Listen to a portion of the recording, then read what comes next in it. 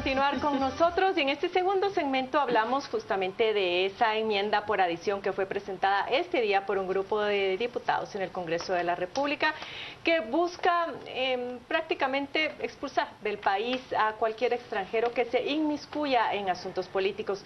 Nos acompaña para ello el diputado Fernando Linares Beltranena, quien es uno de los ponentes de esta enmienda y quien nos va a contar en qué consiste y cuál es la razón de que se haya presentado. Paola, ¿empiezas tú? Buenas noches, diputado. Usted sacó fotocopias de la enmienda que presentaron en el Congreso de la República con la firma de los diputados que la apoyan y me voy a permitir leer la primera línea. Dice: los extranjeros no podrán de ninguna manera inmiscuirse en los asuntos políticos del país ni en actividades que alteren el orden público. Es facultad del Instituto Guatemalteco de Migración, el que se crearía con este código migratorio que está por aprobarse, pedir al Ministerio de Gobernación la expulsión inmediata del territorio nacional al extranjero cuya permanencia juzgue inconveniente por violación a esta norma. Diputado, ¿esta norma lleva dedicatoria? ¿Se refiere usted a alguno en especial, a algún extranjero que crea usted que se está metiendo en asuntos que no le comparten? Mire, las leyes no se hacen con dedicatoria especial, se hacen en abstracto, en general.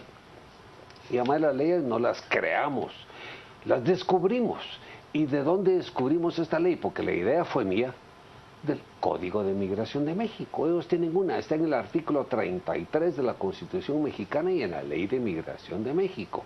¿Por qué? Porque México tiene un país de mucha dignidad nacional, creen mucho en su soberanía, tienen mucha identidad con el país y saben que si llegan extranjeros tienen que cumplir con las leyes y no pueden inmiscuirse en asuntos políticos. Y aquí hemos visto el pasado, ustedes no se acuerdan porque son muy jóvenes, pero en el tiempo de la guerra venían cubanos, venían argentinos a ayudar a la guerrilla.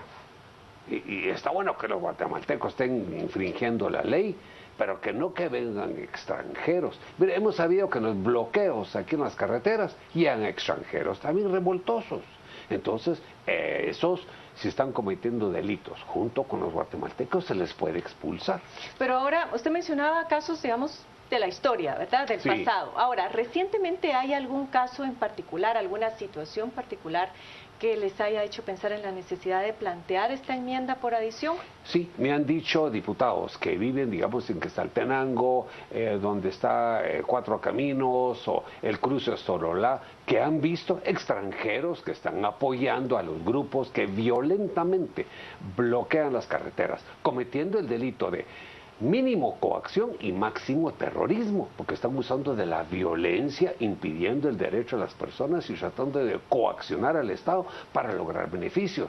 Entonces los extranjeros que estén infringiendo la ley, ahí pueden y deben ser expulsados. Eso lo tiene no solo Guatemala, todo el mundo tiene leyes de este tipo, o sea que los extranjeros tienen hasta cierto límite.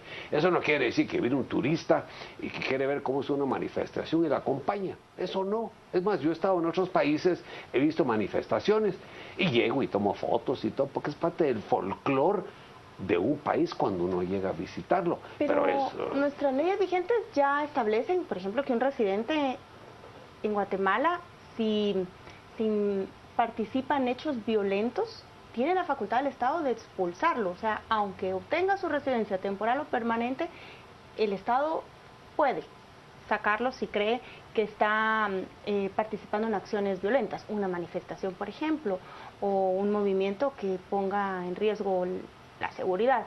Sí.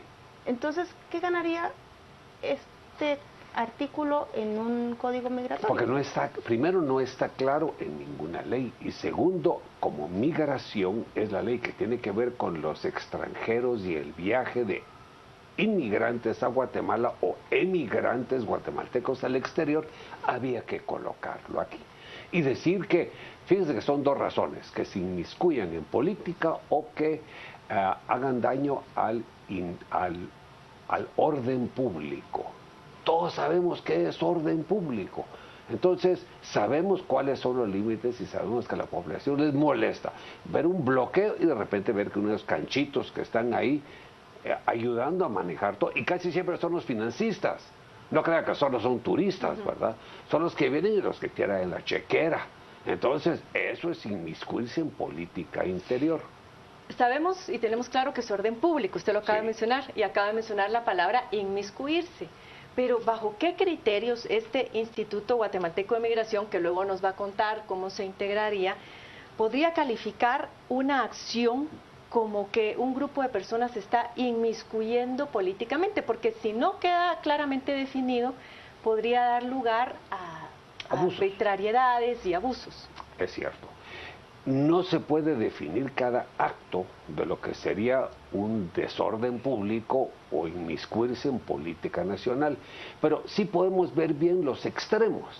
Un extremo es, por ejemplo, con la chequera, pagarle los alimentos, el transporte a los que están haciendo manifestaciones políticas para doblegar al gobierno para hacer tal o cual medida. Por ejemplo, nacionalizar la electricidad o cualquier otro asunto así. Eso es claro.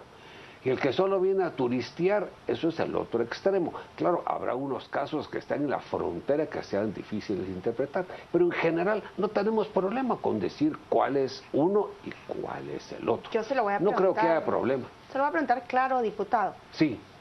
¿Se puede llamar que se inmiscuye un embajador estadounidense que opina que debería prorrogarse la permanencia de CICIG en el país, por ejemplo? ¿O puede ser alguien que se inmiscuye, el propio jefe de la Comisión Internacional contra la Impunidad, y que a partir de esta norma tenga el Estado la facultad de expulsarlo? Esa es muy buena pregunta, porque creo que esa duda la tienen todos los televidentes. Pero todos los que trabajan aquí en misiones internacionales, diplomáticos, con las embajadas, ellos se rigen bajo otro estatuto. Ellos no están sujetos a las leyes ordinarias como esta. Ellos los ampara la Convención de Viena de Relaciones Diplomáticas. Entonces, ellos tienen inmunidad, no se les puede echar a la embajada, no se les puede detener, no pagan impuestos, no se les puede revisar el equipaje cuando viajan. Pero hay una propuesta de que se les quite la inmunidad. No presentada por usted, los diplomáticos. Al jefe de CICIG, en el caso específico de él. La que presentó don Ricardo Méndez Ruiz. Bueno, sí, él tiene una propuesta. La inmunidad. Mire, pero todo el mundo tiene derecho de hacer una solicitud, pero quitar esa implicaría rehacer el convenio para que CICIG viniera a Guatemala y que no tuvieran todos los que vienen con CICIG el estatuto que les cubre, que es la Convención de Viena de Relaciones Diplomáticas. Es decir, eso es una petición con mínima probabilidad de éxito. Por supuesto que la puede pedir, pero no creo que al final sea exitosa en esta situación política. Hablemos no se les aplica a los diplomáticos. Del momento en el cual se conoce de esta enmienda por adición, que tiene que ver con justamente hoy, cuando se confirma que se le retira el antejuicio a Luis Rabé. Sí. Y adicionalmente también la Corte de Constitucionalidad ampara al Ministerio Público y le solicita que revise nuevamente el caso de Edgar Ovalle, otro diputado por FCN. Entonces, es comprensible que la ciudadanía se pregunte y se levanten sospechas de si no es hasta cierto punto algún tipo de protección o de revancha contra las instituciones que están investigando estos casos. Mire, no se me había ocurrido. O sea, hay una coincidencia, pero primero, esto no tiene ningún efecto absolutamente contra la CICIG, porque ellos tienen inmunidad, todas las embajadas tienen inmunidad, pueden inmiscuirse todo lo que quieran, que eso tiene su propio remedio, que son quejas, que son declaraciones de non grato, etcétera.